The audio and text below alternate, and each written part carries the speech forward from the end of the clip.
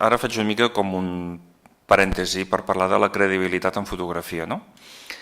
I aquí agafo les idees de Joan Fontcuberta, que ell parla de que hi ha hagut dues revolucions digitals. He posat unes primeres imatges, això és el 1990, Holanda, encara en negatiu blanc i negre. Sembla més antic, però no, és el 90, era a motiu d'una exposició del Bangkok. Això és el 92 a Moscou. La foto està digitalitzada i tractada digitalment posterior. Com podeu veure, hi ha una en color, una amb sèpia, hi ha un desenfocament de la catedral del fons, vull dir que no hi és en la foto original. I arribem, després d'aquestes èpoques en què treballàvem sobre suports fotoquímics, al que Joan Fontcuberta parla de la primera revolució digital. És a dir, apareix el sensor i apareixen els processadors digitals com Photoshop. I el quarto fosc i el negatiu passa a ser un sensor i un ordinador en el qual podem treballar color, per exemple, que abans en el laboratori de líquids era molt complicat treballar color. Aquesta és una foto de Myanmar, digital ja, i el digital ens permet tot un treball, una qualitat, una definició que per aconseguir-lo amb l'analògic n'havies de saber molt. És a dir, la curva d'aprenentatge del digital respecte de l'analògic varia, és més ràpid. No és que un acabarà sent un millor que l'altre, vull dir que encara hi ha gent que defensa la resolució del negatiu. D'acord, però l'has de fer molt bé un negatiu perquè et surti molt bé. N'has de saber molt. En canvi, en digital pots aconseguir molta cosa sense saber-ne tant, sense ser tan especialista. A la Vall d'Aran, a l'hivern, una foto digital també, i el digital ens permet fotomuntatges. I encara estem dintre de la primera revolució digital. Una revolució en la qual la fotografia perd, segons Joan Fontcuberta explica, que ell parla de la postfotografia, com l'època postfotogràfica. Fins aquí sabíem que una fotografia era el reflex de la realitat. Podíem haver manipulat el fet que algú es pot disfressar o com en cinema podem crear un decorat, però el que capta l'òptica, en principi, és la realitat, encara que la realitat aquesta l'haguem fet de ficció. En canvi, amb el digital podem crear, i en veureu uns quants exemples, podem crear mons de ficció, mons que no són reals, mons que ens els hem inventat d'alguna forma. És a dir, la credibilitat queda en entredit a partir de la primera revolució digital.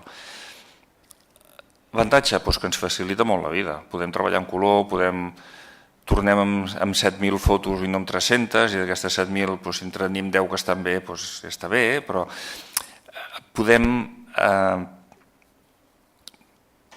treballar molt més i aventurar-nos molt més del que ens aventuràvem quan treballàvem amb suport fotoquímic. La idea aquesta de la postfotografia ve de... Per exemple, això és una exposició que hi va haver aquí al Cosmo Caixa fa poc, aquí al costat. Aquest és el Joan Fontcuberta i l'exposició aquesta és de l'època analògica, però ell la va fer entre les moltes altres exposicions que ha fet per demostrar com la fotografia manipula la realitat. Llavors va crear una història d'un astronauta que es havia perdut a les primeres expedicions espacials soviètiques. Aquest astronauta surt al costat del Brezhnev, vestit d'astronauta, i és ell sempre. O sigui, sempre és el mateix fotògraf que apareix en muntatges fets en època analògica per recrear un suposat reportatge que el veus i te l'acabes traient que és veritat i que no t'està ensenyant que està tan ben fet que te'l pots creure, però aquí la conclusió és si jo sóc capaç de manipular-te com t'estic manipulant i tu creus, imagina't com et poden arribar a manipular polítics professionals, per exemple, que els interessa tenir una determinada idea o aconseguir una determinada cosa. Vull dir que en el fons és una reflexió social en la que utilitza la fotografia. Això són imatges de l'exposició, era d'aquí del Cosmo Caixa. Bé, segona revolució digital. és quan apareixen les xarxes socials. O sigui, fins a les xarxes socials encara pensàvem que la fotografia era una cosa individual. Aquí la cosa es desmadra d'una manera... Vull dir, això és una panoràmica, per exemple. I aquesta és una doble panoràmica que li posa desplaçament, perquè la de l'esquerra, a l'esquerra de la pantalla, què passa? És una panoràmica que al moment que l'estàs fent hi ha algú que passa caminant i queda aquesta cosa tan estranya que es deforma, no? És a dir, no només fem les panoràmiques que ens poden sortir absolutament irreals, sinó que acabada de fer la podem enviar al grup que el tenim al costat. I llavors estem compartint, estem creant una utilització de la fotografia que és completament diferent a la que teníem. Aquí jo passava, i va ser un reflex, crac, crac, crac, crac, i no saps què ha sortit. I la tercera, aquesta m'agrada molt, la que